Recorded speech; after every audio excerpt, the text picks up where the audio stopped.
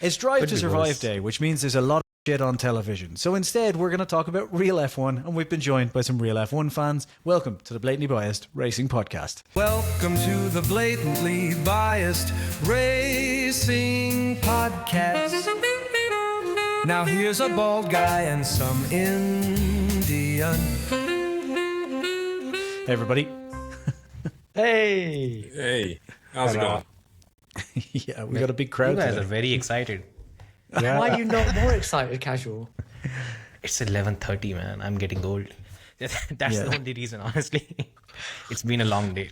Well, that's your fault for being born in India. Let's be honest here. Yeah. I mean, Well, it's more your fault for staying in India.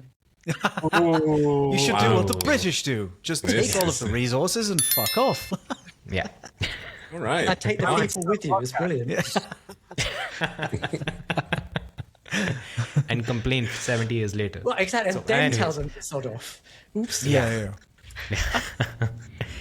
Let's Is talk about this the Formula perfect One place then. to? Yeah. Is this the perfect time to promote my new book? Nah, let's move on. Go for it. No, go for it. Go for it.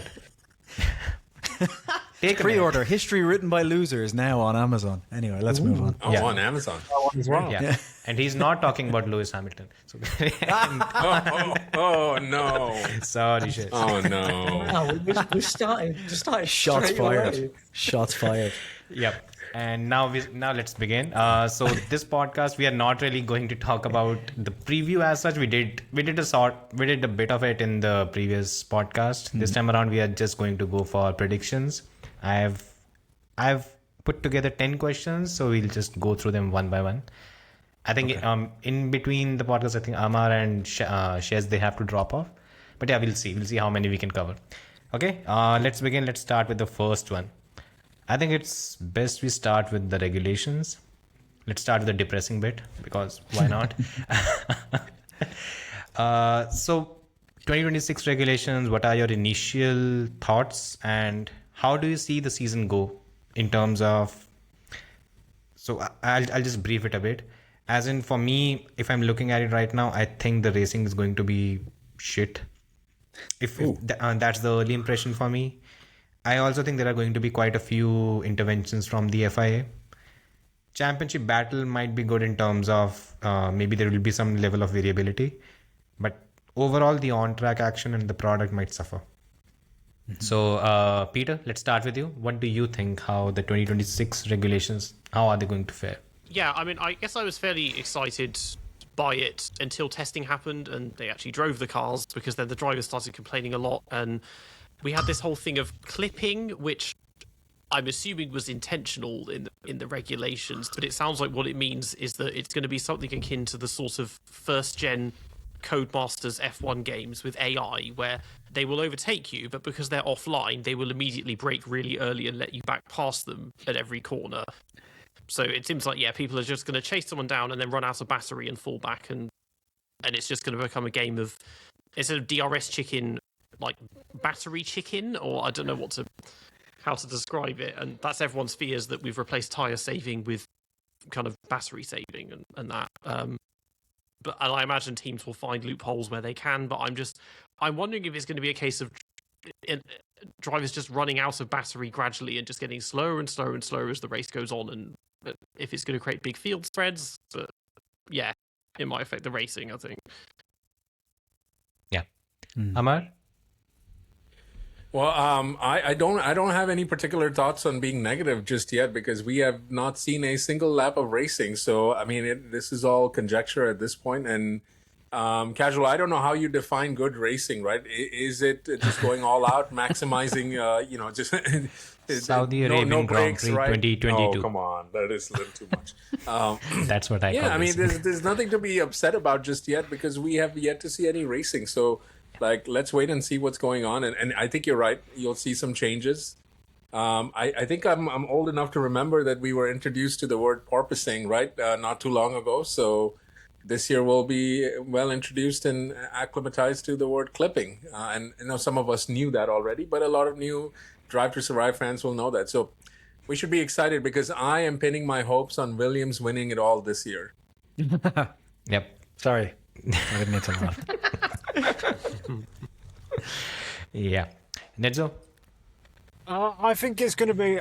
I think there's going to be some comparisons made to Formula E, where some drivers are like at the front of the pack, and they are the ones who are conserving the least energy and generally saving the car the least.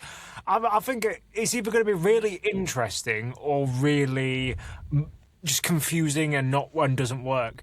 I want to see how it plays out first, because if the energy saving, for example, makes it so that some drivers are going to overtake someone, but is not going to actually mean anything in the long term of the race, and it's going to be based on who saves it all, then it could be interesting. But we don't know. We truly don't know until that first race comes about how it's actually all going to work out, how it's all going to play out over a race distance. So yeah, I'm holding my reservations, but I hope that it's just interesting and it's something we've not seen before. Chez? I think I've got my foot in both camps a little bit. I want it to be good. I'm just not sure. And I think there's two sides to this, right? One is the fact that Peter over here is talking about Codemasters and clipping, and I'm like, what the hell is he talking about? And I feel like there's a huge amount of explanation that is going to need to happen this season, like more than ever. And you guys have all sat and watched testing. We've all seen what the sort of proto graphics and stuff are going to look like. I haven't seen anything that makes it really obvious, like how much battery someone's using or how much they've deployed at any one point.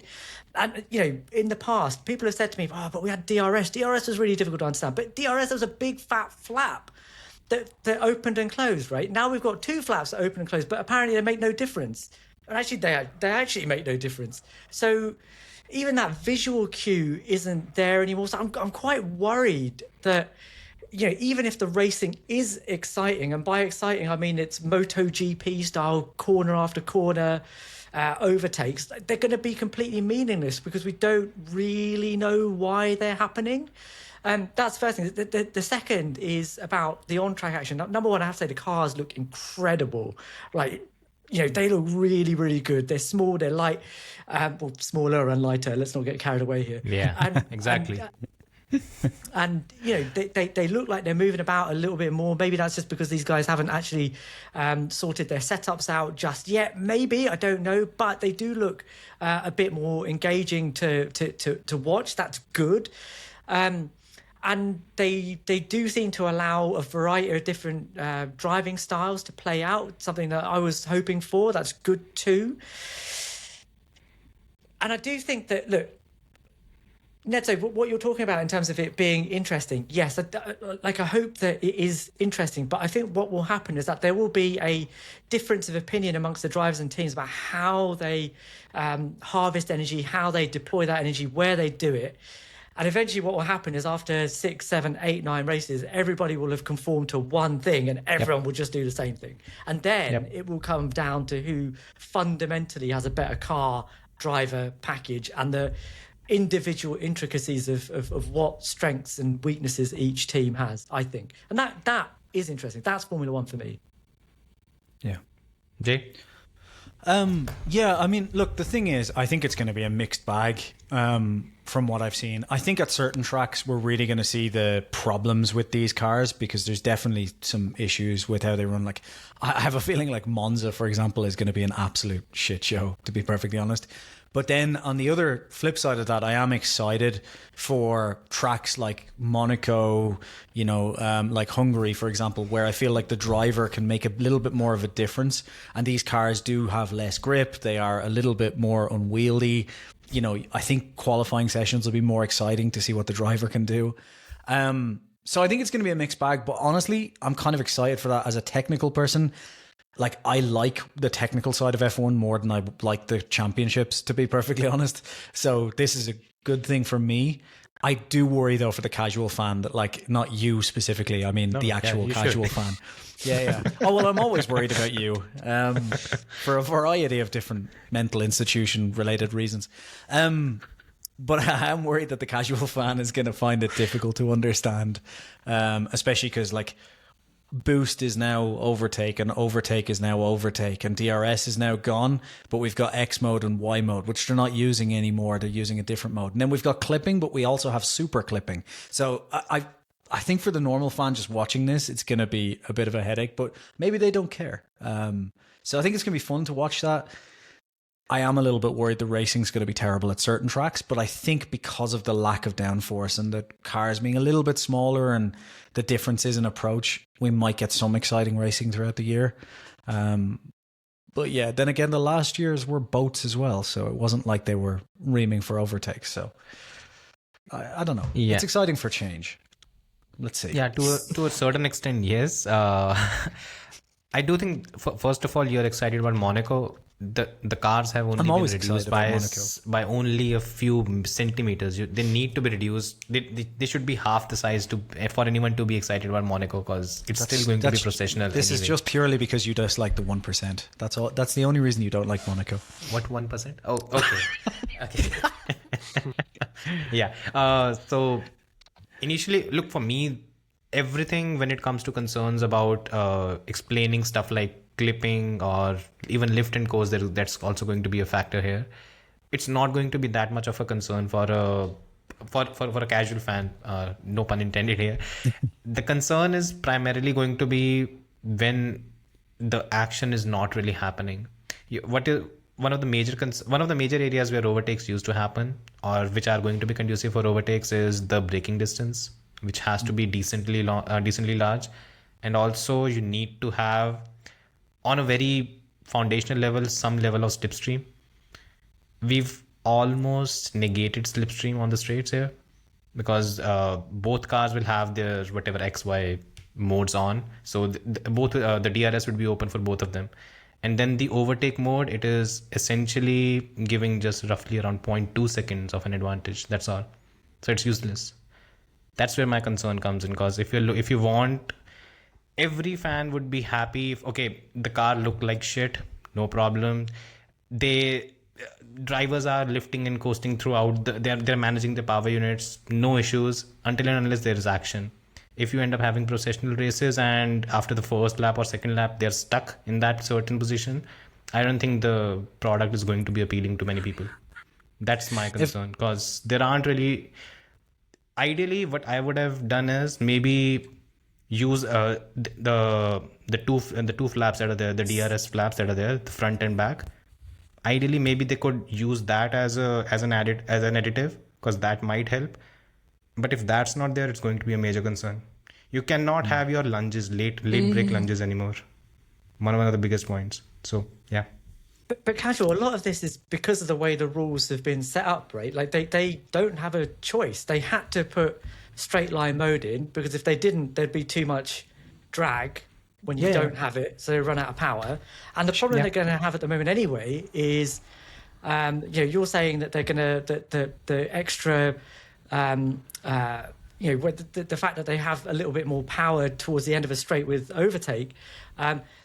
If they're going around Saudi and they don't actually have anywhere to brake and recharge, well, they're not actually going to have that power even when they get to the track, when they get to the end of the straight. But all of it fundamentally comes back to the fact that these rules were set up to get Audi, Honda and plus minus Ford in. You're not possibly insinuating that the FIA is incompetent and the FOM only wanted new manufacturers in, are you? No. I'm not insinuating it. I'm saying it straight out, mate. Yeah, that's the problem, right? And the biggest thing is the amount of investment that has gone into the entire project. It's only going to last 4 years at best.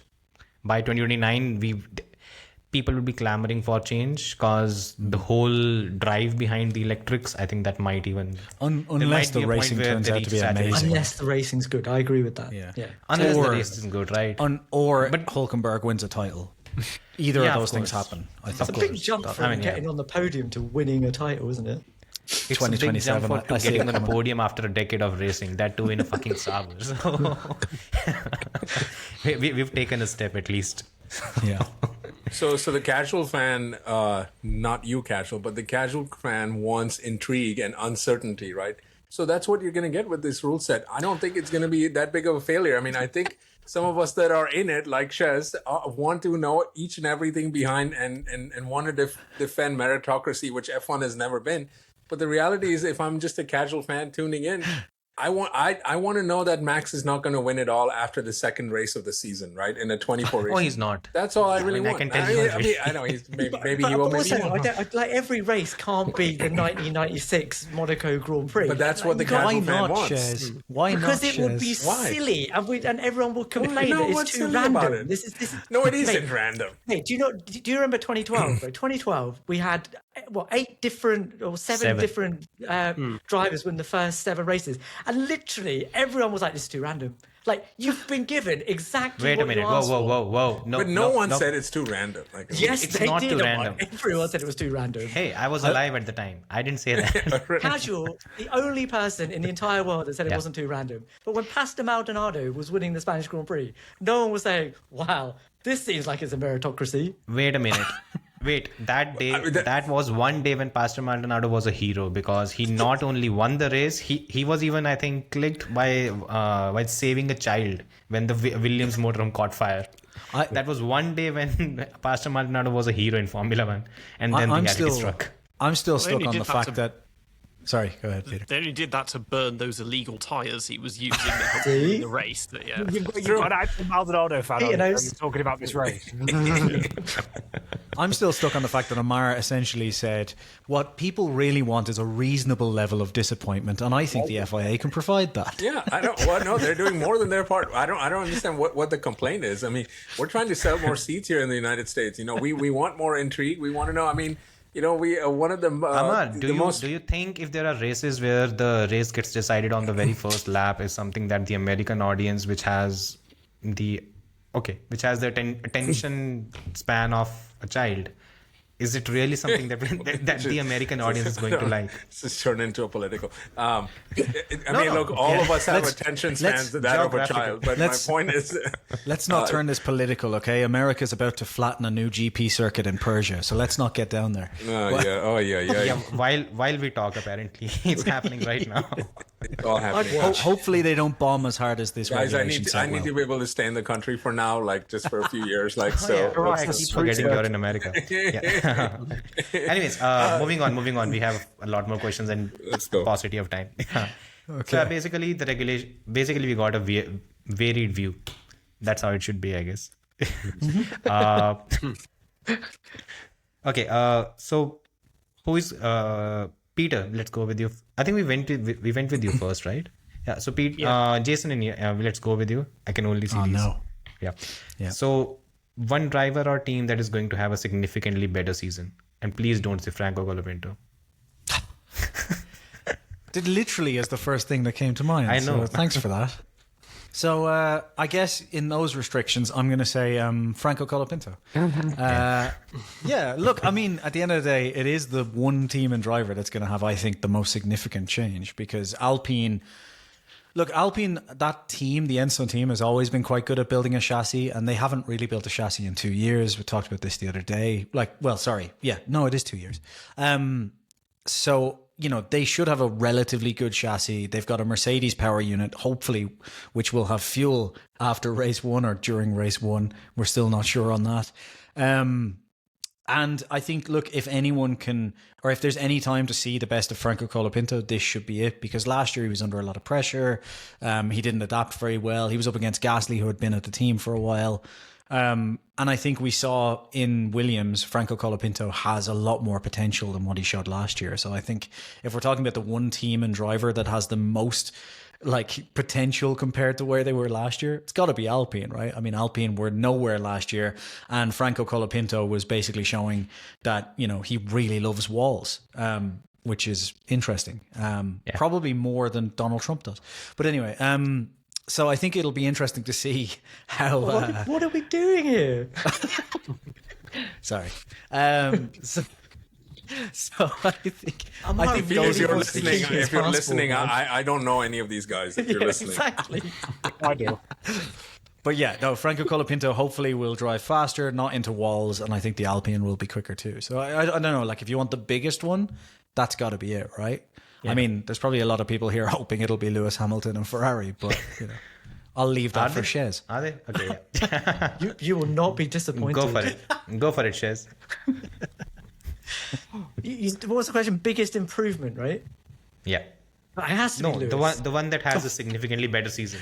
Yeah. It's like it It's the- can't it's be the worse same- than it it's was the- last year. It's the same thing. Exactly. It Is it? cannot be So worse bad that it's gonna be good now. than last year. But look, I think Lewis is saying all the right things. He's turned up and said, look, I don't know what happened last year. It wasn't me. It was someone else. Someone took my body over and said all that stuff, but that wasn't me. This year it's going to be the year.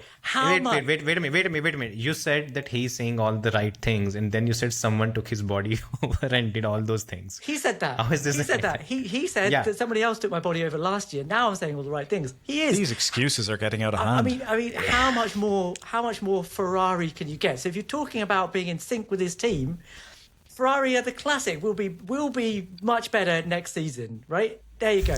And that's exactly what Lewis is doing right now. I will be better this season because I've had the best training winter ever. Look, genuinely though, I'm gonna try and like with a straight face defend my decision because I do It's think not that easy. it's only because the past 5 seasons haven't really gone to plan. It's been a You can kind of problem. feel what it's like to be an Alonso fan in this response, can't you? I know. The thing is, I am sincere about it. Like, I really genuinely want him to do better this season. I feel like if he has a car underneath him that does what he wants it to do, he can be a force again. And look, it's been a while since I've heard Lewis sort of get asked the question: is this car is it kind of what you want? And him saying, yeah, it's got my DNA in it. I mean, it's a bit weird to put it like that, I think. But It's also not within the regulations. I'm pretty sure you're not allowed to put your you don't know DNA that. into the car. You don't know that. So Where's it written? Where's it written that you can't? Fair point. It's real that's going to beat carbon fiber. Where there's flaps, there's a chance for DNA. oh Jesus! Oh goodness. Not with Lewis Hamilton, there isn't. Never mind. Yeah. So but all look, know is that he's yeah. he spent the entirety of the ground effects regulation saying, look, these cars don't react the way I want them to. I can't drive the way I've wanted to drive. This new set of regulations, look, the car's a bit snappy, but actually I quite like that now. I can do what I want. I can brake a bit later. You guys saw the Formula Addicts lap comparison where he's diving down. I need to stop doing that. But he's diving late. He's V'ing the corner. All the things that he wants, right?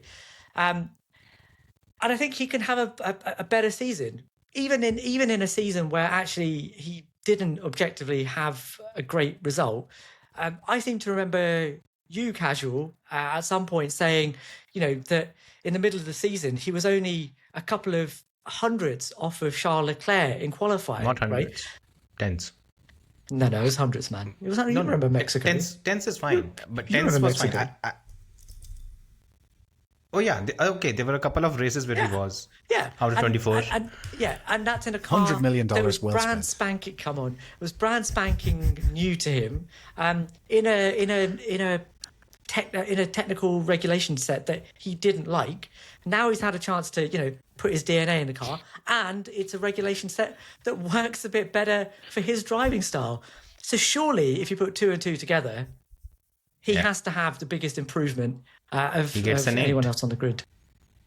An eighth something. An 8 out of 10 from Casual, maybe. No, an 8th title, I was saying. He's only got one so far, isn't he? Sir Lewis Hamilton. How many titles do you think he needs? You know what I mean. Oh wow! And at least we know in the off season he's been practicing with what it's like to have more rear end. Hey! In essence, all Lewis needed to do was fuck the car, and that was all. Jesus Christ! So now the DNA is there. Right? See how we circled the sink. We're on the same Casual page. just I went mean, straight for the middle. It's no longer innuendo now. It's just Yep, exactly. Nedzo. You see, Well, before testing, I was confident that there would be one driver I think that was going to surprise everyone. Going back to flat bottom cars that he showed towards the end of the non-ground effect era, 2020, 2021, but he was really good in after being clowned on the previous few years. And then I saw how Aston Martin were doing in the preseason test, Lance Stroll. Jesus. I'm not going to go with Stroll. I'm instead going to go with Behrman, because I think although the start of 2025 was, let's say, up and down, I think that the end of 2025 showed what Behrman's true potential is. I think that give Behrman the full of 2026, and unless Lewis, I'm going to say Lewis, pulls off something magical and resurrects his form, I think that seat is destined for Ollie. I think that if there was no PR or marketing or contracts involved, that Behrman on pure performance would have been in that seat for this year. But yeah, that's what I'll say for that. I think that he's already top 5 fastest drivers on the grid. Okay. And he needs to work on his consistency, but I think towards the end of 2025 he did that. And I think as a direct comparison to Behrman, it's also a critical year for Ocon, because if what happened to Ocon last year towards the end happens again this year, he's not going to be in F1 by 2027. Yeah. Even if Ollie is some generational talent, you can't be getting clowned on by essentially a rookie. Yep. Amar? Go for it. You know, I'm confused between what to go, but I'm going to make Jay happy here, and I'm going to say Checo Perez. He is going to be, because he has a better season than last year. Yeah. I know, that's what I'm saying. He's going to finish 21 out of 22. How is it significantly better? Because he wasn't on the grid last year. Amar clearly won this. God. Okay, Checo and Bottas are out of contention. Let's talk. Oh, come on. No. If you have me do that, I think it's Kimi Antonelli. I think if Mercedes are who they say they are, who they look like they are, and again, it's all been fluff, really, literally. I'm putting some money in on Kimi Antonelli, because he is the real deal, right? He is the reason that Toto Wolff created a whole Netflix show, not Drive to Survive, but the other one. What is it called? The Seat or whatever it is, right? Yeah, the Seat. Yeah. This is it. So this is the year that you would expect him to be. Yeah, and in a rule set where you have to do so many different things, as we've established, right? Why not? He has shown potential. Yes, he's had a few scrappy races, but I'd put my money on him if Mercedes have it. And I haven't seen George Russell win anything when he's really been put in that position. So I want to see the rookie come up and kind of do it. So that would be my prediction. Quick question: Does the seat have Lewis Hamilton's DNA in it? That's a good question, and I have no idea. I mean, Are you questioning Kimi Antonelli's parentage? No. Oh boy, this is not where I had this going. But okay. What's this about? Interesting. I just said because this is called the seat, and it was obviously Lewis's old seat. So I was saying, does the seat have Lewis's DNA in it? Yeah. I mean, this is a good question for Toto. Like, I feel like, again, we don't ask all the right questions. We're always asking them, like, who do you think is the quickest? Like, what about this? I mean, that's the hard-hitting question. Exactly. That real Literally journalists would next ask. weekend, I would like to point out that Kimi is not my biological son. This is rubbish. Thank you, Toto. Next week they'll say Appreciate it. I'm in the Epstein files. Yeah. Oh boy, Jesus.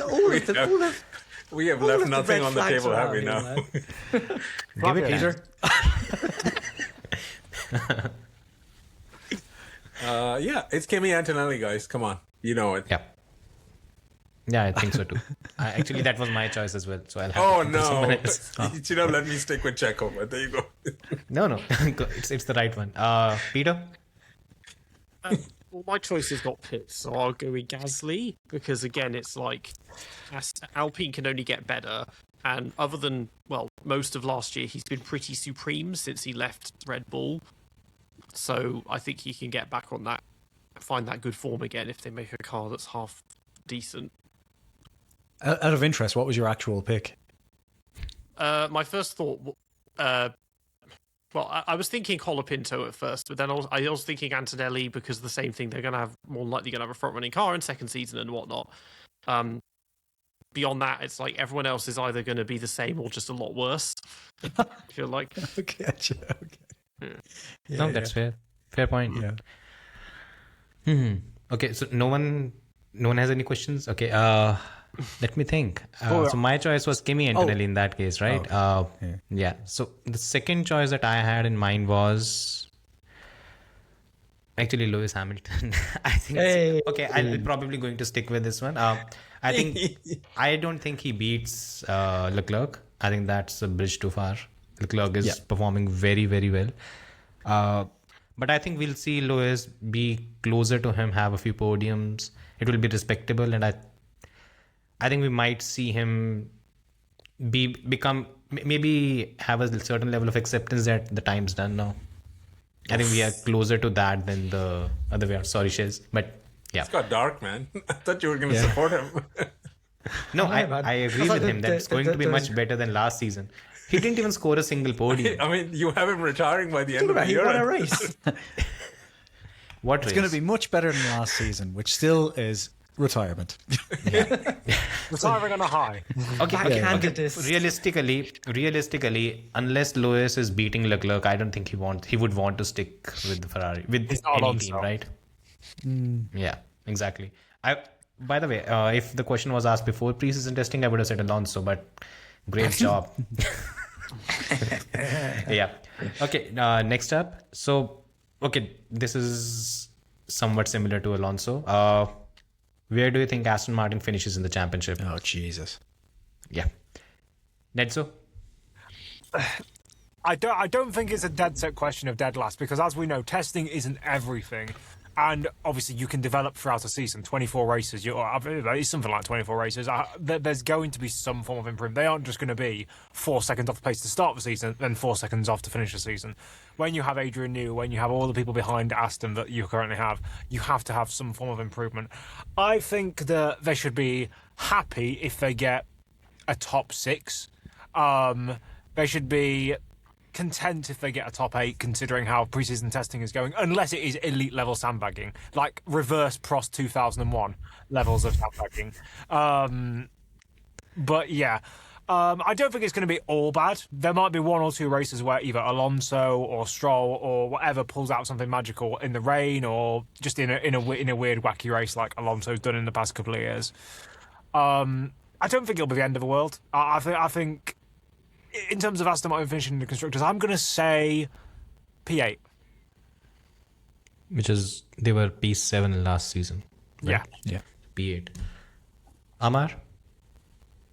Oh man, I find the whole thing very funny, right? I mean, them having been P7 and now we're coming up with P8. It's sad and funny. But what happened to the oracle that is Adrian Newey? I thought this was going to be the magic elixir. With the Honda power unit. Oh, there we go. See, this is what I was waiting for. They put Lance Stroll's DNA Honda in the car. I don't point out. Didn't Newey in 2006, and it took until 2009 for them to even start winning races. So. Yeah, with the new but rule I mean, set. That's his standard play, isn't it? He's good in a new rule set. I don't know what to make of it, guys. We call it P7, P8. I call it a big fat F. Like that's what this is. I mean, this was the moment that Aston Martin and arguably Williams were building towards, right? They've been designing this car ever since the rule set was. I mean, all of this stuff was supposed. This was going to be the year, no? And then, by the way, Max was going to join them by the end of this year. Weren't we talking about all of this? Like, and look at this now. I mean, the one thing I can tell you is Max is not coming to Aston Martin. Like, I don't know anything else, but he ain't coming there. He's going to retire for it. Like, he might retire before Lewis Hamilton. Actually, you'd be like, I don't believe this, man. I don't want any of this. Like, it is what it is, right? But yeah, I don't know what to make of it, because the reality is, look, they'll probably fix all of their issues, but every other team is going to move forward as well. So given that it's a relative sport, I can't see them moving anywhere further ahead from P7 or P8, as Netzo just said. I mean, are they going to finish ahead of Cadillac is a big question. No, that's probably a better question to ask. Jez, you had something to say? Go for it. He's going to blame Honda, guys. Of course, I'm going to blame Honda. Yeah, why not? I think I'm not quite as doom and gloom as you guys are. I think P6 is a possibility. Look, this is not the same as 2015, which is, I think, the easiest comparator to make, right? Not just in terms of Honda themselves, but also the regulations are not as restrictive as they were back in 2015 with the old power units. Now you've got a set in stone way of improving your power unit, both from a reliability point of view, but also from a performance point of view. That's set in the regulations. The second is that I don't think that Honda or Aston Martin are necessarily under any illusions that, I've talked at length about how I apportion blame, but the reality is that this takes two to tango. You can't have one thing without the other. And Honda have shown in very recent history that they can start from absolutely nowhere and develop their way into a position where they're a front-running entity. And when you put that together with what Adrian Newey takes 6 years. But they didn't have, the same regulatory resources at their disposal. They could only make massive performance changes between seasons. They have more of an opportunity to get forward. And look, I take Amara's point that like everybody else is going to improve, but when you're starting 4 seconds back, I don't know if that's what it's going to be in Australia, but when you're starting that far back, the jumps you make are going to be massive compared to what everybody else is making. They're going to be chasing tenths of a second. Aston are going to be chasing seconds of a second. So actually, thanks, Dad. But the learning curve for them, or the rate of improvement, is potentially going to be exponential as long as they don't head off down the wrong route. And I don't think that Newey would let that happen. And I've heard a lot about Newey being the worst possible candidate for team principal, but you have to look at it in a different way. Who said that? I did. Yeah. Look, Christian Horner joining the team mid-season prediction. Yeah. The one thing that Newey has from a technical point of view is that he has worked in every single department of a Formula One team in a way that other team principals, other technical people have not. So Andrea Stella. And look how that worked out. It worked out great. Exactly. Yeah. So look. So thanks, Jay. Sorry. So from an integration point of view, man. Because that's what this is. This is an integration problem. Who is better on the grid historically at doing all things really, really well than Adrian Newey? So I think, and you put that alongside Honda's sort of willingness to improve. I can't see them hanging off the back of the grid for the entire season. And I think actually by the end of it, we'll be talking about how they have made an incredible recovery from where we thought they were going to be when we started watching them in testing. Peter? Yeah, I mean, obviously testing isn't everything, but when things go badly in testing, they rarely go well in the season. And it is annoying because aerodynamically the car looks so good, but the engine is apparently awful, which, to be honest, shouldn't shock anyone because when it comes to Honda, the only time they've been good is for about 10 seconds in the 1980s in their 5 or 6 stints they've had in Formula One now. But the thing is, in terms of improvement, they're probably going to be fighting most of the season with Cadillac near the back. And even if the car gets better, if the season starts badly, Alonso will retire before the European leg has begun, and then they're stuck with Jack Crawford and Lance Stroll for the rest of the season. And there's nothing. That's just 70 kilograms of ballast, basically. So there's nothing you can do with that. But yeah, by far the biggest room for improvement. And Newey, as a team principal, like he's been in the paddock for years, and he's been on pit walls for like 30 years now. So he's at least been parallel to that and probably understands the job. But it's just Honda messing things up, because I think the latest thing is that they've basically been changing things without telling each other, which is kind of what was happening in 2015 as well with McLaren, and that was terrible. So it's really annoying because I thought Alonso's going to get the 3rd title this year, and instead he's probably going to have retired by the end of April. Well, he'll get the first kid, so yeah, some positive. Are we all going to agree then that it's actually Alonso's fault? Like he's the common denominator Like Alonso, Button, Van Doon, they were the ones, right? exactly. Oh, and That- they're all, of course, they are had their the little reunion. unholy The Trinity of Doom. Yeah. Yeah. Jason? Well, I had a 30-minute conversation with someone who works in this big new shiny factory near Silverstone yesterday. And my optimism for Aston Martin after that call went through the roof. So I want to say P5. However, there's too much Lance Stroll DNA in the second car for me to say that. So I'm going to say P6. Is Aston Martin going to be the 5th fastest car by the end of the season? By the end of the season. I By can't midway believe through the Stroll season. told you all of this. But I it know, will yeah. look like the 10th fastest when Stroll is driving it, basically. Yes, exactly. But how is that different to any other season? Bingo. No, I will tell you just a couple of things I heard. So I actually saw someone on Twitter today saying the same. So it seems like they've been talking to a few people. I mean, someone at a shiny factory near Silverstone, not anyway. Essentially, there's a few different things. First of all, what I got confirmed to me was the Honda packaging thing that we've been talking about consistently. Honda basically were told almost as soon as Nui joined last year that he wanted to go tight on packaging. They did then talk about the fact that they're not sure how tight they can go. So the actual like side outlets at the back that he has, for example, will likely change within 6 or 7 races and it'll get tighter. Honda have agreed to this. We'll see what happens there. They've been having vibration issues, which they kind of thought were going on. Apparently they're going to have an upgrade to the engine before we actually get homologated next week. So for Today. Tomorrow, sorry. yeah, like potentially, yeah. So they're going to have an upgrade before homologation. On top of that, essentially the whole team is now working like fully in lockstep. Basically, Nui came in, made a load of changes. So all the changes you've seen, even with Andy Kell, it was like within like 30 days of him being there, he was like, I want to make these changes. And it was like, fine. So everyone's just gone ahead with that. And it's essentially just a lag. And he's like super optimistic that basically Honda have gone back to even like stuff that they worked on in 2021 for that packaging and like took learnings from that, brought it to the table. There's just all these different things that apparently he was like, no, we're super optimistic. And everyone in the technical side knows that it's going to be shit for the first half of the season, but we've got X, Y, and Z upgrade, and there's a lot on the table to bring. So he's like, second half of the season is when we'll recoup those points. I mean, did I say we? Okay, fine, he works for Aston Martin. I'm sure that's pretty obvious. Anyway, so the only thing then I did ask at the end of the conversation was, so what about the stuff of like that we talked about the last day of like Aston Martin blaming Honda for everything? And his last sentence was, PR people, man, they're all cunts.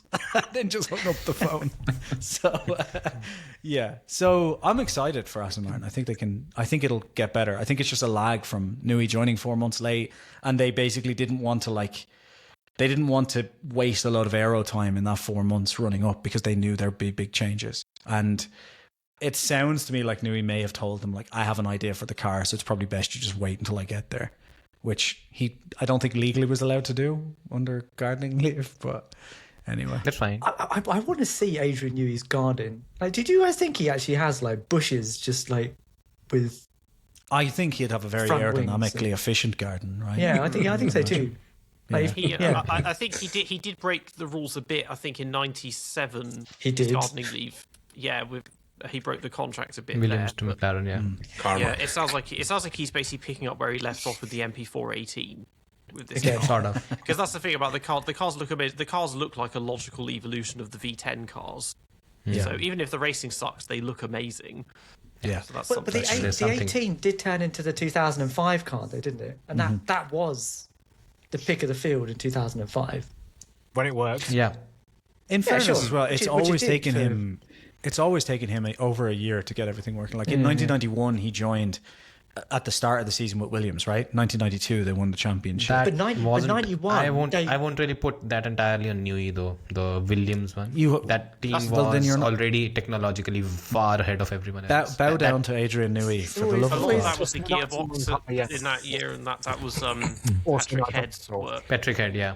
Newey wasn't the technical director. I think. And Can I- Nigel Mansell being a terrorist at half the races as well. And Yes. Can I just push back a little bit, Peter? I agree that Honda have had some fallow patches, let's say, in Formula One, but actually, up until between 2021 and 2025, they probably had the pick of the bunch, didn't they? It was pretty neck and neck between them and Mercedes in terms of power unit. Well, actually, it was RBPT. It wasn't though. I mean, No, no, more or less, But RBPT actually was only wasn't there, 1 was year. it? it was quite was similar only 1 between year. everyone. What do you mean it was only 1 year? Yeah, there was only for 2023 it was RBPT. Other than that, so Honda left. But it was always Did Honda lead in? I think Honda it left. was and always then a it became Honda. Honda RBPT, then it just became RBPT, and now it's Ford RP. I don't Yeah, know. yeah. But it was always a Some- Honda It engine. was always a Honda. It was just yeah, a badging they- exercise. Exactly. So actually, the problem that they've currently got is that none of the people that worked on that engine power unit, are there now. But actually, they had a pretty good package going for a good number of a good number of years. I'm hearing all kinds Jason of runs wild his zero life. in his spare time. That's what it is. Some guy. Honestly, I always worry when Jay has to leave because I'm worried someone's thinking that. By a cartel. Yeah. Yeah. We have How a dare you say DMA that about my analogy. wife, Edzo, Oh, my running a zoo.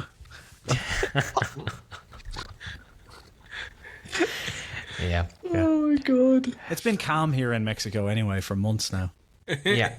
Just Yeah, just the cartel. Yeah, right.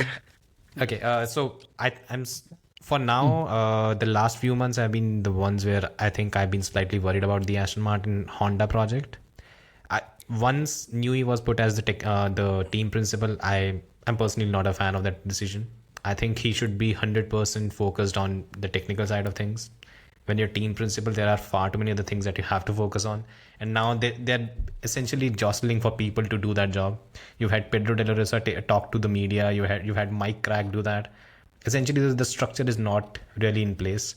And again, Newey has experience. Everything is there. But there's something that Horner said specifically about Newey during one of those interviews where he said that Newey as a manager is probably not the best place for him to be.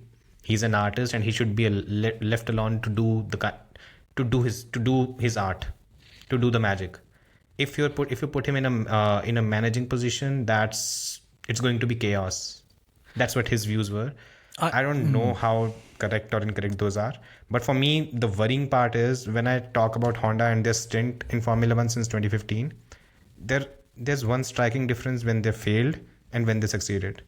So from 2015 to 2017, there was a lot of this thing where McLaren kind of dictated how they wanted the power unit to be. It was the size zero thing at the beginning. And then during the season, there was a lot of, for the lack of a better word, turning Honda into a villain. Everything was blamed on them. And Honda kind of took it on the chin for all those 3 years. And it just got worse and worse. When they joined Red Bull, again, this was the interview from probably Helmut Marko and Paul Monahan, I think. So they specifically talked about that when Honda aligned with Red Bull, they had only a singular goal. They told them, your objective is to build the best possible power unit. We'll build the car around it. And that was the primary objective that was given. So 2019, it was good. By 2020, according to Marko, in 2020, the power unit was not the issue, the car was. By 2021, both of them were on the same level as Mercedes and they could fight for the championship. Honda is, as a project and as an organization, they should be ideally left alone to do their job, and they can do a brilliant job. But when there's this one-way traffic in terms of instructions and how a team wants the power unit to be, I'm slightly concerned. And what has actually come out from Honda is today. Ideally, Honda is not a project that tends to do these media sessions. The fact that they've gone ahead and done this, it's essentially a retaliation to the PR nonsense that Aston Martin did. So in short, what happened was on the first day in Bahrain, first test, when things started going wrong, the Aston Martin PR, they just kicked into gear and everyone was told in hushed voices, the leaks that happened through the Spanish media was essentially through Aston Martin that the power unit is the problem. The power unit is the problem. Then slowly the gearbox came out, but by then the damage was kind of done. And the reason why Honda has today come out and talked about this thing is they are trying to set the record straight. And for now, from a distance, it does appear that there's a little bit of friction between the two sides. And I personally don't think that's the best way to go about any partnership. So let's see how it goes. But for now, it's been too many stumbling blocks. The good news is the Japanese learn very quickly from mistakes. You can read about that in my new book, History of My Losers, available on Amazon. There we go. Yeah. Okay. Next one, right? So do Lewis Hamilton and Fernando Alonso retire at the end of the season? Peter? Just Well, Alonso, no, because he'll retire mid-season. So Hamilton probably. But yeah, I think Hamilton, unless the car is a rocket ship, and although that being said, even if he does win the 8th, he might then just retire anyway because he's got the 8th. And yeah.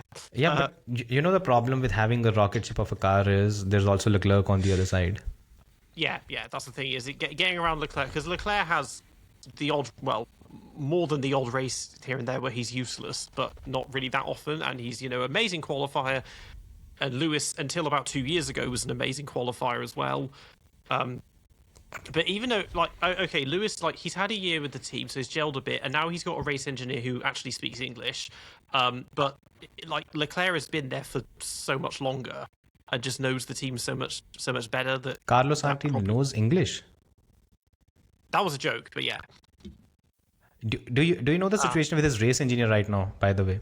He's got a temporary one, hasn't he? Exactly. So Ferrari, because they wanted to fix the problem that Lewis had with the race engineer, they're giving him a temporary race engineer who would be removed and a new one would be put in his place. So he'll have 2 race engineers this time around this season. Classic Ferrari. Yes. How to make a problem worse. So, yeah. They are having a cup of tea while they're doing this. So. So, Peter, yes, no? So he will retire either because he wins the 8th or because he just gives up because the car sucks, and yeah. Yeah. Amar? I don't think there's much to be covered on the Alonso stuff, right? I mean, I don't even have him making it past Saudi. No, Saudi's happening later this year. No, I don't know when it is. It's the 3rd race, 4th race, whatever. I think the Lewis Hamilton question is intriguing, right? I mean, he doesn't strike me as somebody who wants to give up or back away right away. So my inclination is that he would stay. The question is, can he stay at Ferrari or not, right? That to me is the more intriguing question, because my instinct is that Lewis wants to keep doing this for reasons that include getting the 8th. But even if that's not the case, he feels like he is a brand ambassador. Of course, the money is great. But I think what you're seeing with athletes, LeBron is a great example of the same, is that the platform that you get while you're in the sports, right? I mean, okay. He's 3 years older. Yeah, that's true, and Alonso is still doing it. So maybe he is, one of his goals are to retire after Alonso. But I don't think he's. Well, my instinct is he's not inclined to retire. But the question is, can he stay at Ferrari or not? Is he going to be going to Aston Martin and not Max Verstappen? Who knows? I mean, he always wanted to work with Newey too, right? So. He hasn't. Yeah. So true. there you go. So that might be the thing. I don't have him retiring, guys. I'm not sure he'll continue at Ferrari. That's a different question. Okay. You're a Ferrari fan, right? Mm-hmm. What gave it away? Is that why you don't want him there next season? No, I don't care. I mean, if he wins, that's great. Look, if he wins, I mean, I think it's pretty easy to kind of look at that and say, yes, I have my 8th, and it is what it is, and I'm sure there's other things he can do, and he seems he's a part owner in the Denver Broncos, and probably go out and buy a few other sports teams or buy ownership stakes in them, and that seems to be the way the athletes do it this day and age. Maybe he'll join us on this podcast for all I know, but I mean, the reality is, I think that Lewis Hamilton is a bit of an oddball, right? And then exactly, he wants to keep competing. It seems like that's sort of the window that he's in. He doesn't have any commitments that we know of, right? So what's to stop him from going on? I do think the Ferrari. That's why his DNA is in the car. And that's why his DNA. I mean, he might be getting DNA in other cars. Who knows? No, I don't know. I don't know how he rolls like that. That's his thing, not mine. But no, I don't have him retiring, guys. I don't. I think he keeps going. Jason? Yeah, I don't know. Alonso, the thing is, it really is going to depend on where the car's at midway through the season. Because, if they continue being shit for, half of the season, I think you'll start hearing rumors that he's just going to give it up. But if they start coming back up, it's Newey with a works engine, Honda have just won a few titles. If they're halfway through the season have gone from, where they're at now to, 5th fastest car, I think he's like, I'm sticking around. Like, I'm signing a contract quick, because he's not going to want to go and then have, like, I don't know, George Russell or someone else jump in and win a title next year in that car. He would never forgive himself for that. So I don't think Alonso leaves unless it's like going from bad to worse. But I also think there's only one way this team can go from where it's starting. So I think he sticks around for another year. Lewis Hamilton, yeah, I tend to agree with Amar. Like, I think he'll do better this season. But the problem is, I don't think he's going to, by any means, beat Leclerc, right? So even if Ferrari have a really good season, like, does he stick around to play second fiddle to Leclerc? Does he stick around because he thinks he can beat him in 2027? I guess that depends how close he is. But yeah, I'd be more inclined to say I think Hamilton would leave instead of Alonso. But then if you think the reasoning is Alonso stays because he might win a title in 2027, if Ferrari are good, could Lewis have the same the same thinking? But Alonso pattern, has Stroll in the other car. Lewis has Leclerc. Yes, yeah. But Alonso, difference. But Hamilton also has a contract for next season, or an option for next season as well. Yeah. So it's easier for Hamilton to stay, technically speaking, if you want. It's only a contract. Jay, you know if what I Aston mean? Martin are good, then they doesn't Max want to come in then at that point? Like, Aston Martin may not want Alonso at that point. Like, I mean, it could just be Maybe. the other way around, right? So, It depends on how that's big also the true. curve is, though, right? I Or how guess. good Red Bull are this season, surely. Yeah. But Red Bull, I think, is going to go like this season, so we'll see. None of Verstappen's allies are left there as well, so I think he's probably... That's true. Well, Jos Verstappen's still GP. there, right? Making things worse. Chez? The Alonso one's interesting. Isn't it? He had a interview last season, I think, when he talked about this, and he said that if the car is rubbish, then he'd probably stick around, and if the car is really good, then he'd probably retire. And I think it follows Jay's logic there, that if the car is an absolute turnip for the whole season, then as you say, the only way is up, and he'll have had a year to try and get the car a bit better. So perhaps 2027 will be a better bet for him. Whereas, if he gets to the end of 2026, the car's an absolute rocket ship, and he hasn't been able to get a title out of it. Well, I think the competition for that seat when he's 44 is actually going to be pretty heavy. And I think I find it difficult to see him keeping that seat in the face of Verstappen, a Leclerc, or a Russell potentially even knocking on the door at Aston Martin. So I think it absolutely depends on how the car finishes at the end of the season. Lewis is look, for all of his faults, Lewis is super stubborn, and I feel like there's a lot of history that goes into, I think, what decision he makes, and a little bit of a chip on his shoulder, which I think is fully justified. He's still going to be sitting there in the back of his mind going, 2021 didn't go the way it should have. And I agree with Peter that I think, if he wins an eighth, he goes. And by the same token, if he had won an eighth in 2021, we wouldn't see him here now. This is all him driving angry on borrowed time. Like, he is pushing himself to a place where I don't think he necessarily expected to have to be. But now that he's here, it's tough for him to sort of turn around and be like, okay, I've been beaten by somebody else on the other side of the grid. And you could, on the other side of the garage, you can see the cogs working, that every new year I've turned up at Ferrari. I'm not at Mercedes anymore. I've got a new blank sheet of paper to work on. Hey, contract, yes. You're really after the money, aren't you? I said girlfriend, by the way. But yeah. Did you say girlfriend? Ah, yes, true. Same thing. No, this can't be another 2011. It'd be horrible.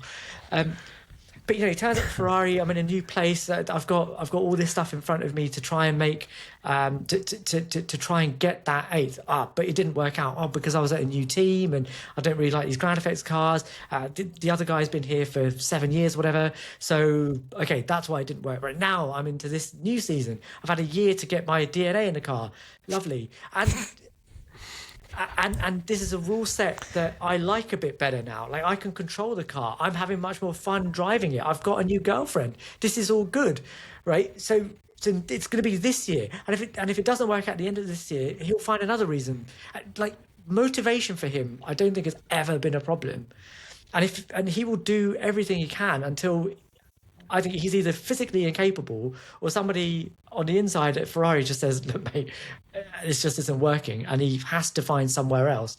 And it may be that, as sad as it might be, it may be that retirement comes to him not at a time of his own choosing. That would break my heart. But I hope it's not this season. I don't think it will be this season. So I think to answer your question, most likely it will be 2027 end of that he heads into the F1 sunset and hangs up his helmet. And then 2028 he's on the next season of Keeping Up with the Kardashians. In the background. Yeah. On Apple TV. Okay. Yeah. Okay, Nedzo, what's your answer? I think that Hamilton retires at the end of 26. I believe that, as I say, unless he has chance at an 8th or even a 9th title somehow, there's no reason for him to stick around, because I think, unlike drivers like Max, he is chasing records, and he is chasing legitimacy through those records because he can't get it through actual results. So I'd say, yeah, personally, I think that he's going to go after 2026, and plus that creates less of a headache for Ferrari, because let's say, and I'm going to mention him again, if Behrman has an elite 2026, what do Ferrari do? If they can't get rid of Leclerc, they're not going to get rid of Leclerc, and they have a situation where you can't loan Ollie out to another Ferrari customer team because none of them are good enough to be, unless Cadillac is somehow like top 5 teams on the grid, which isn't going to happen, and when does Cadillac get their works engine in? Is it next year or 29. Is it 28? 28, 29, something like that. So maybe they could, but it's not an ideal situation. And I do think that Behrman will have I'm not suggesting he'll be like top 5 drivers on the grid, but I think he'll be close. So if that happens, you're in a catch-22 situation where you have two drivers in the top team who are locked in, and you have a driver who is trying to get in from the way out, and it's not going to work. So Lewis either needs to perform in 2026 and get what he needs and then leave, or if he can't get what he needs, either Ferrari will. I'm not sure if the 1 year extension that you're talking about is a two-way thing where it's like the team and him have to agree, or whether it's just. It is, as far as I'm aware. Yeah. Okay, so both can trigger. Yeah, so they can. So Ferrari can just ditch him even if he has a good season, which would be quite funny since that's like times. But yeah, as for Alonso, I do think that Fernando is a mixed bag. Yeah, if the car is terrible and he believes it's not going to get any better, he'll leave. And then the car will be a rocket ship the next year, and then whoever drives it will take it to a title. If the car is good, then there's no reason for him to leave until he is literally dropping dead in the car, until he is Louis Chiron at the 1958 Monaco Grand Prix, still entering races in the late 50s. Mm-hmm. Yeah, that's one reference. Yeah, so I think for Alonso, it's essentially there's 2 paths that I see him taking. Either one is that he within the first couple of races he sits down, tells Aston Martin, okay, I will commit to you on a multi-year deal. These are my conditions, and I've added another 0 in my contract. Sign it. Either he does that, or I think by mid-season he takes off. There are these are the 2 scenarios I see him taking, because either he commits to the program fully, where it's a multi-year commitment, or on the other hand, you see him just calling time on the entire thing. Then Lewis, look, there are 2 ways again. This might end up. First is if Ferrari sucks, I think Lewis will stay with the team because Leclerc will go. Essentially, that's what's going to happen. But if the Ferrari is good, I think if Leclerc beats Lewis fair and square and there's a decent gap, I think at that point Lewis will not continue. That's what I think, ultimately. Cool. Did Peter answer that? I don't. Yeah, he started it. Did he? Oh. My brain is dying in my old age. Okay. The next question is, by the way, wait a minute, I forgot. So for the next question, if we can as well, Nedzo does need to duck out, so if we can go to him first on this one, be right. Yep. Yeah. Oh, and we do too. Okay. Okay. Perfect. We hate you all. Mass exodus. No, I quick love you all. fire, quick fire question then. Let's see. Lovely. Top three in the driver championship. Okay. Let's. What I want or what's going to happen? What's going to happen? I'm going What you want is Wally Behrman, so go for it. What I think is going to happen, I think it's going to be Russell, Leclerc, Antonelli. Interesting.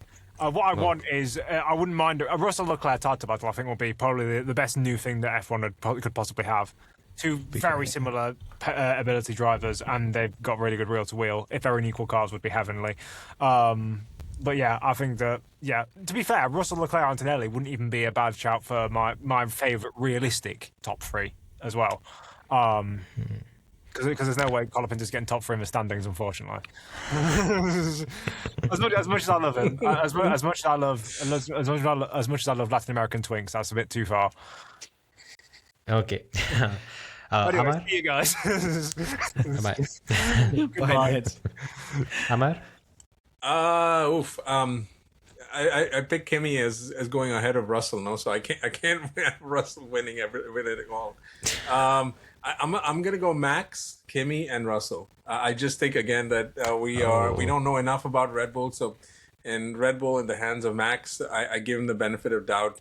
I also feel bad not picking the McLaren drivers because I do think they have something in there too that we just haven't seen yet. But as of today, I would say I'm not going to pick against Max until we've actually seen Max lose. Yeah. Shez?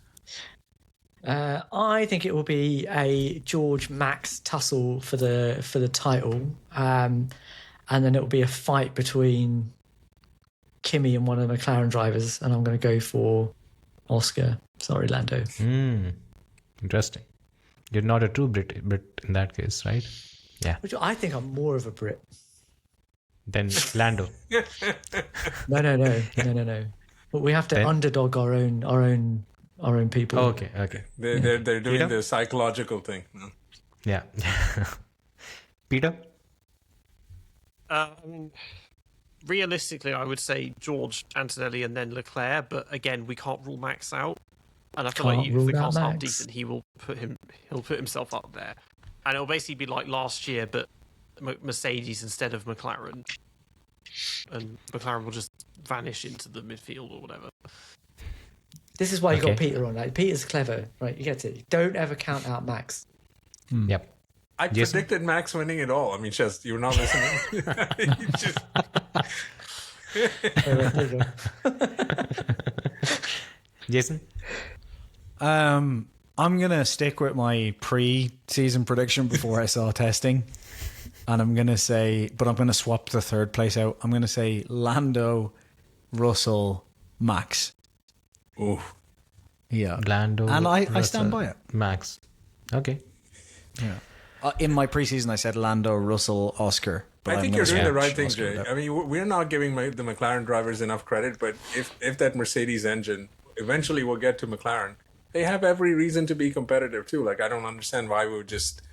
Also, during testing, they didn't have the actual fully Correct. updated engine Yes, that exactly. Mercedes had, so we Yeah. haven't actually seen what they can do really. So Yeah. let's see. We can watch McLaren blame Mercedes for their unreliability. That'd be fun. Yeah. Yes. Plus, That'd be it'll be nice. fun watching Twitter melt down when they have to explain how Lando won another title. Oh So, God. That would be nice. Yeah. So I'm going with, by the way, with a heavy heart, I'm going with Kimi, Norris, Leclerc. What? You think Kimi's Yeah. going to be champion? I don't think And you don't I've- think Russell's going to be in the top three Yep. if Kimi is champion? Yep. Because I think it is going to be it's going to be a battle between four teams, all four of them. And then ultimately you'll have these drivers that will... My top five was Kimi, Lando, Leclerc, Max, George. And with this stuff that you're smoking, where can I purchase it? Come to India. By the way, I said that with a heavy heart because if Kimi wins the championship, he breaks Vettel's record of being the youngest champion. So, yeah. Yeah. I think he He's still not has a real. couple of years, but yeah, Be a real kick in the teeth to Hamilton fans as well. But anyway, to every fan. because Hamilton could have Yeah. kept his DNA in that car. He could have. Oh, Maybe he has. We don't know. Maybe maybe that's what's driving the entire team, the DNA. Well, cool. You guys have to go, right? Yes, sir. This has been the greatest part of my day. Thanks. This has been Thanks, great. guys. Thanks Peter, for nice to joining meet us. you. You too. Yeah. Peter, been a pleasure, mate. Take care. You too. Bye bye. Oh, okay. Now there are three of us. Yeah. Peter, you don't have to drop out, right? You still have 15 No, 20 no, minutes. I I'm think. fine. I'm fine. Okay, We'll do perfect. another 15 and then I have to drop that'll be out, done. so Yeah. we'll do Okay. one more question. I think we have only a couple of questions left. Okay, sorry, 3. Does Max stay at Red Bull? After this year, Yep. At the end of this year, no. does he stay at Red Bull? No. Okay. No. What do you think happens? well, the easy option is he retires because he keeps hinting at that all the time because he doesn't seem to be. He keeps stressing that he's not interested in chasing records or anything, and now he's got a kid as well, and he's very, very invested in Team Redline and his own sim racing team and all of that. So he might, for that reason. If he went to another team, like we were discussing this last year, because everyone thought the obvious place is Aston Martin, but that seems very, very implausible. So I don't really know, like Mercedes, but I don't think they would willingly get rid of George or Antonelli. So Have you might have you just- ever seen Toto talk about Max? yeah, I know. It's just it's yeah. I think he might just retire it because at that point he'll have done 12 seasons in Formula One, so that's not exactly a bad innings, and won 4 of them. So yeah. That's actually what 33% success rate. Although he'll be a lot. retiring at 29, which is extremely early. So Yeah, just- also there. there's nothing to stop him going. As we see with Alonso, he could easily go until about 2040 if he wanted. Yeah. Yeah, that's also there. Jason? Yeah, like this is the thing. I've been thinking about this more and more, and I do think he leaves Red Bull, right? Because I think, like, as kind of we discussed preseason again, it's kind of like I expected Red Bull to come with a very good package because it's still a very good team. You don't drop off overnight, and that's kind of where they seem at the minute. But I think it's going to be a situation of like they may win a few races at the start of the season for the first half, but I think it'll be this kind of inevitable, like it looks like it's dropping off. It's going to be a big project, and we'll start hearing that, well, we're hoping to be kind of title ready for 27, 28. And I think Max will decide, right, I'm out because I've already built this project up and won with them. I don't want to do it again with the same team. But I think the problem is going to be, I think Mercedes is going to look really good, but I also wouldn't be surprised if they're very close to McLaren. So it doesn't become like I can definitely win a title with that team at Mercedes either, So I've come more along the lines of thinking of what like Peter just said. I can see him going, you know what, instead of jumping straight into another project, I'm not super happy with these cars as they are anyway. So I think I could see him go, I'm going to jump out. I'm going to spend some time with the kid. I'm going to do DTM. I'm going to figure out like what I want to do outside and see how much I miss Formula One. Knowing like if you're Max Verstappen, knowing that just like Alonso, you can come back in 2 years and you're still going to be able to jump back in. And unlike Alonso, I think he'll be able to jump in at the highest because it won't be that late. As you said, Peter, he'll only be 29, for example, in like 2 years time, whatever. He's 28 No, he is now. 28 now. He's 29. Right. If he's 31, 32, that's still a promising Verstappen to come back. It's not like a near 40 Alonso, you know what I mean, as came back to Alpine. So I think he could easily take a year or two off, figure out what he wants to do, and if he wants to come back, he'll come back. And whether he will or not will be a different conversation. But yeah, I don't see him sticking with Red Bull unless Red Bull somehow win the title this year. I don't see him winning or staying with Red Bull. And then I just think like he's not going to McLaren, and Mercedes I feel like is just not going to be the ideal choice by the end of the season, but who knows. But that's the way I see it at the moment. I guess we'll find out in like 6 races time if Mercedes are dominating, then maybe it's a completely different conversation. Let's see. So the whole retirement thing, my initial thing was even I used to get a bit frustrated that the whole retirement thing, he keeps talking about it. But the reality is he never talks about it. It's the reporters that continue asking this question. And now since I do get access to the audio files, you listen to the entire interview. There's never a mention of this is my future or whatever. It's entirely guided by the questions that he's asked. So he's not really looking, whatever I know, he's not really looking at retirement as such. He's going to be there until 28. But if things aren't to his liking, he will retire at that time. Where he will be next season, I think for now, if the current pecking order, it seems that Mercedes will be the fastest, but Red Bull will be within touching distance. If Red Bull continues to stay in this lane, then I think he might commit. Because let's be honest, last year Red Bull kind of cleaned house with checking Horner out, ultimately because the Verstappen camp wanted it, right? And Verstappen is not the kind of a person who will turn his back to someone who has actually done something for him. So maybe out of favor or something, he might stick a season, stick for another season and see where things go. However, if Mercedes is too dominant, as you said, first 6 races, Mercedes wins all of them, and then that's a very easy choice to make. Then I think he has to be within top 2 or top 3. Top something. 2. Top by 2. July 30th, By I think it is, or June the 30th. Austrian Grand Prix. Yeah. Yeah. So by that time, if he's not in top 2, the exit clause will be triggered, and we'll see. In that case, we'll make the call. The only big thing with the Mercedes thing is what I've heard from like the Russell side of the camp is that Russell's contract is kind of a weird one in that basically if Russell is beating his teammate by halfway through the season, then he automatically has the option, like it's locked for 2027. Now again, contracts can be broken, all these things, but that would essentially mean that like there is no clause to just get him out, and Russell would have to accept the payment. No, but Russell would have to. My point is, Russell would have to accept the payment, which means Russell could put his foot down and go, no, I don't want the money. I want the contract for 2027. And that would then mean that Toto would have to replace Kimi for a year with Max. And that would be a difficult That's not happening. So I can guarantee you that's not my happening. point. Yeah. So if Russell puts his foot down and says, no, I've got the contract now, I don't want the money, then legally speaking, he can't be removed because there's no buy. He can be. My point is the way the contract works is... Yeah. When it comes to the contract, ultimately it comes down to the financial settlement. If you're not able to, if you're when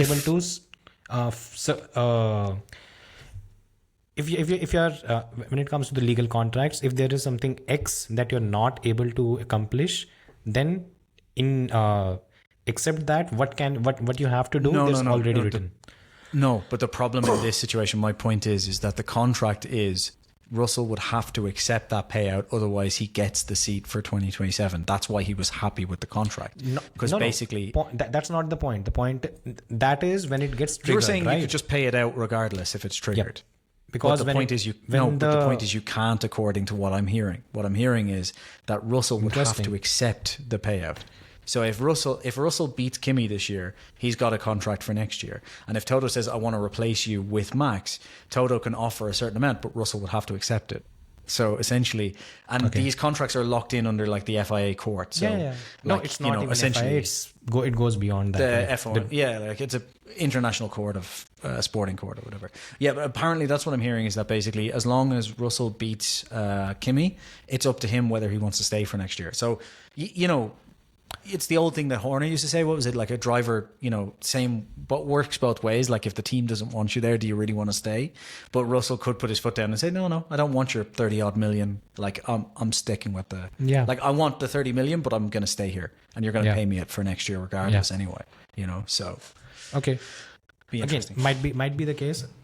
Whatever I know it legally, there are some times you can't forbid some things, right? You cannot accomplish X or Y. In that certain scenario, you have to do the other, which is basically a financial compensation. It's like that, right? It's like the McLaren contract with Danny in 23. Was it 22? They paid him off, right?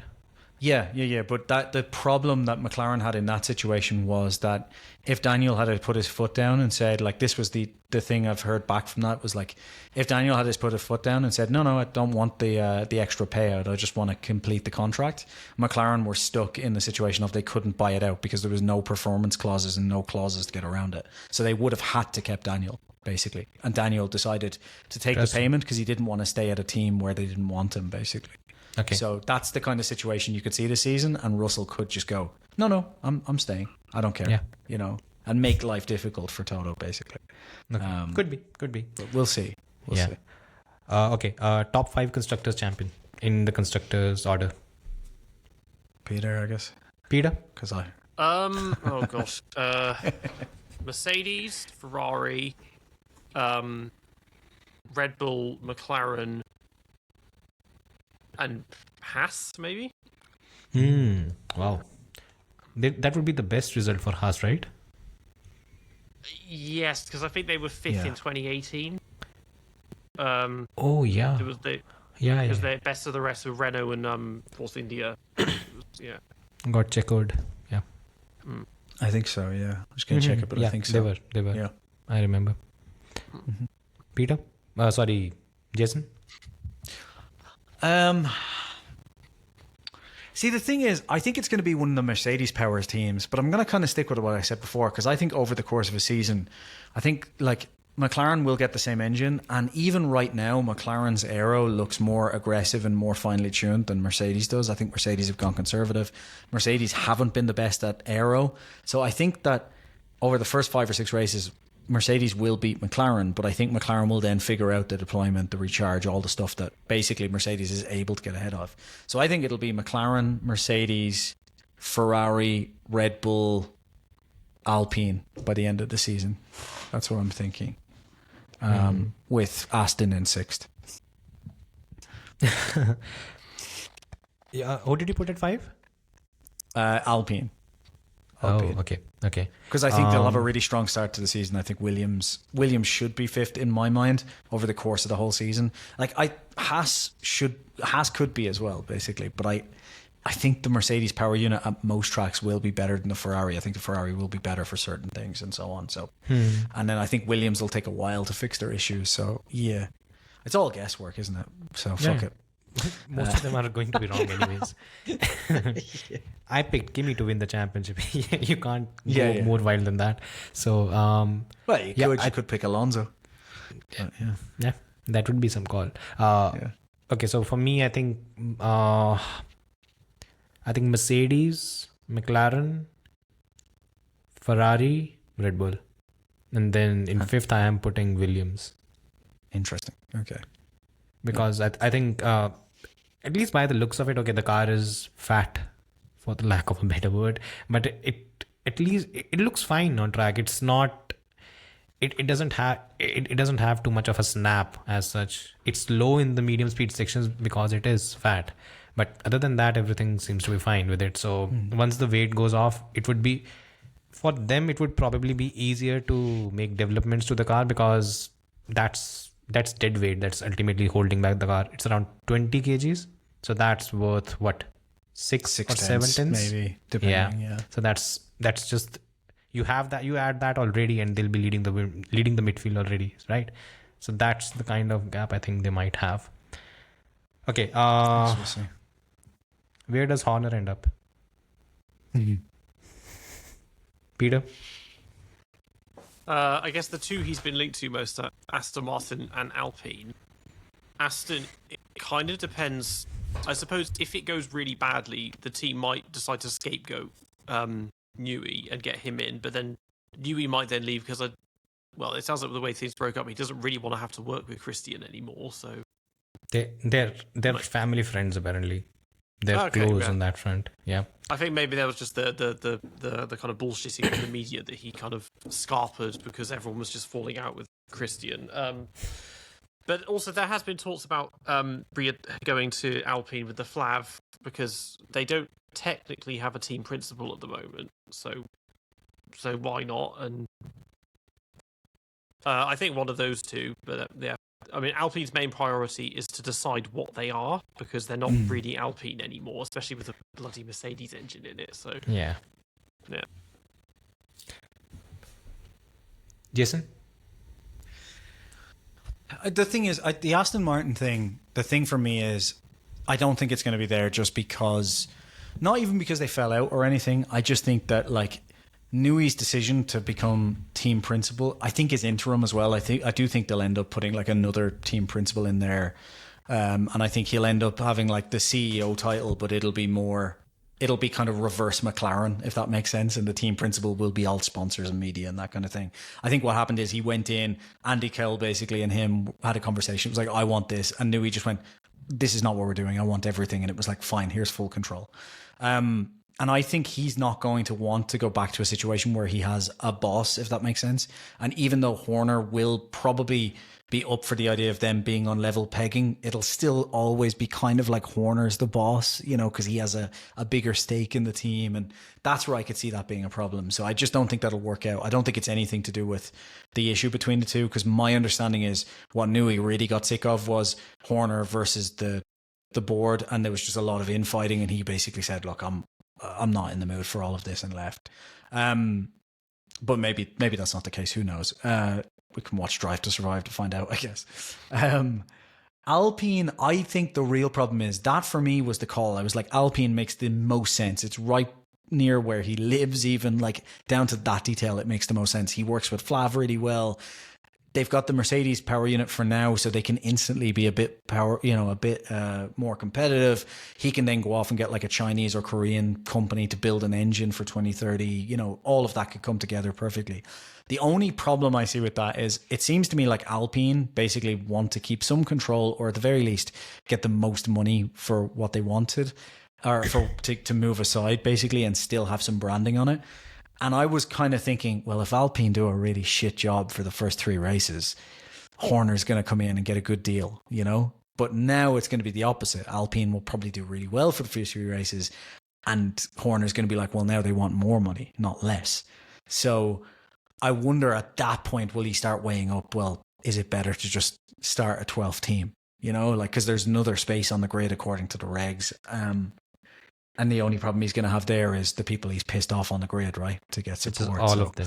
Yeah, that's going to be the biggest issue there. So where do I think he'll end up? I think it'll be Alpine, but I reckon it'll be Alpine at the end of 2026. Like, I don't think we'll hear news early on. I think what'll happen is they'll have this really good start, and then they'll realize there's still fundamental issues while other teams are coming up. They're kind of not, you know, like they're dropping off.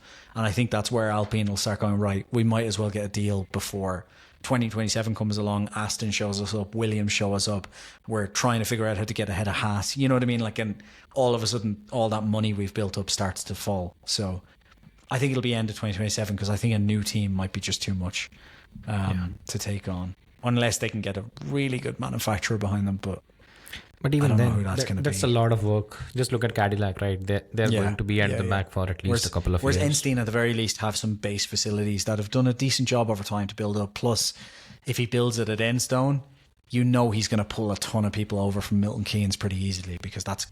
it's been a while, Peter, since I've done the commute around that area of England, but Milton Keynes isn't too far from Enstone, right? They're reasonable driving from each other. I mean, the whole Motorsport Valley, they're all very, very close to one very another. close, yeah. So they're all in kind of close enough to Silverstone as well, right? I mean, I think his Horner's address got published when all the scandal was happening with Ginger Spice or whatever. He lives in some village quite near to Enstone, actually. So he's not. So. Yeah, he's kind of. But yeah, I mean, him getting people from Milton Keynes to join him, then it's not like they would have to move houses. Basically, is what I'm saying.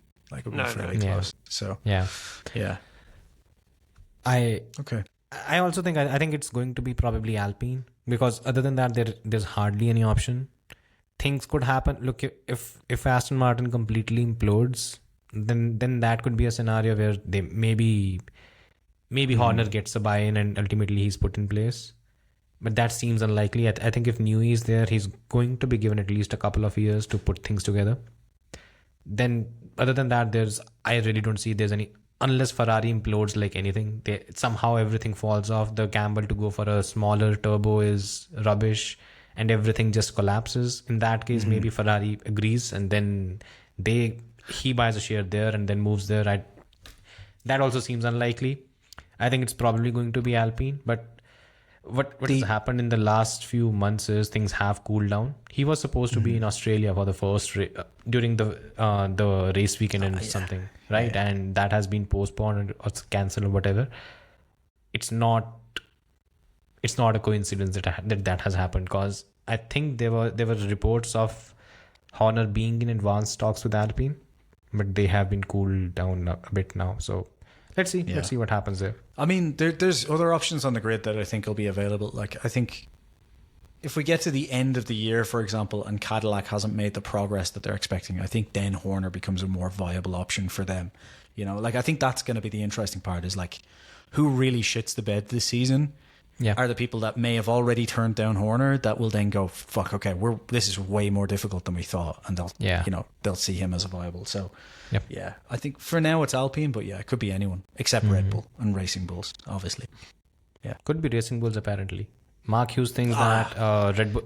Mark Hughes thinks there's a regulation where a same owner cannot have two teams, and it will be in effect in 2028. Something on those They've been lines. pushing for that for a while, right? It will be in effect in 2028 Do you know for what, some reason. Do you know what the biggest problem with that is going to be, though?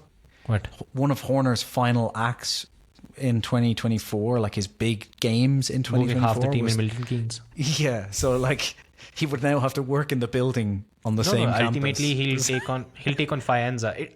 The building in Milton Keynes is essentially it's knowledge transfer. That's all. That's what. That's the maybe, purpose that it serves, right? I just So, think it'd be very awkward, right?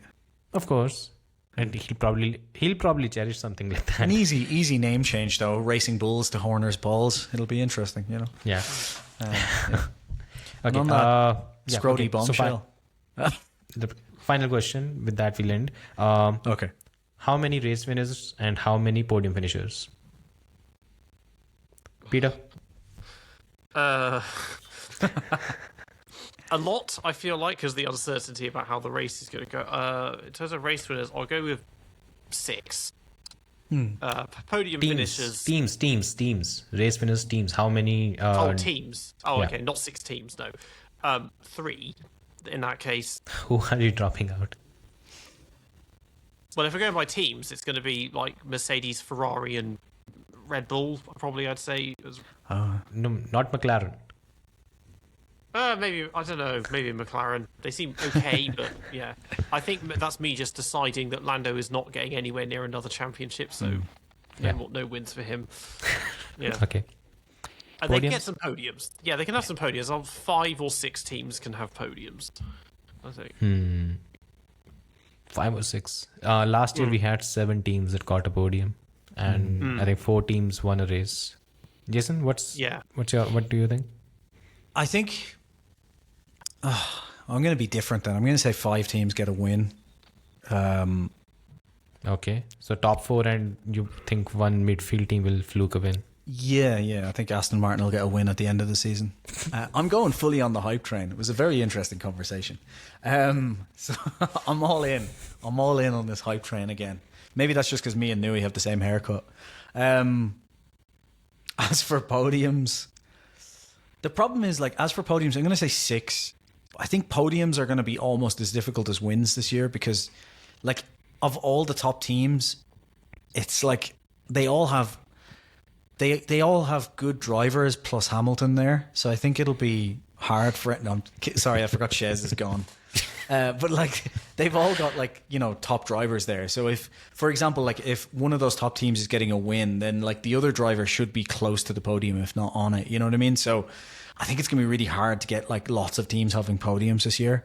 So I'm going to say 6 just because I could see, like, if there's 5 teams getting a win, there'll be another team that gets a stray podium somewhere along the line. But, you know, I think it's being optimistic, probably saying 5 teams will get a win as it is. So I'm not going to go too optimistic on podiums.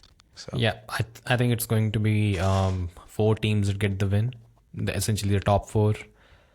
I think there'll be maximum one more team, one fluke podium. That's all. I don't think there's going to be anything more than that. So probably 4 teams that win the race and 5 teams that will be on the podium. I'm glad we didn't fucking call this the overly optimistic racing podcast. By the way, it's been Well, it isn't. It's biased, right? Yeah. That's what. Yeah, we took too many shots on Porsches. Apologies if you're watching. On that bombshell. Take care. Bye bye. Have a good one. Don't forget to subscribe and check out Peter Brook, Tired GP, right? And Nedzo is Nedzo's F1 pit box, I want to say. I can't remember the exact. Nedzo's Grid F1 box. grid That's box. it. Yeah. We'll put all the links in the description below. So thanks to everyone for watching. Thank you guys for Bye-bye. joining in. We'll see you next week. Bye, everybody.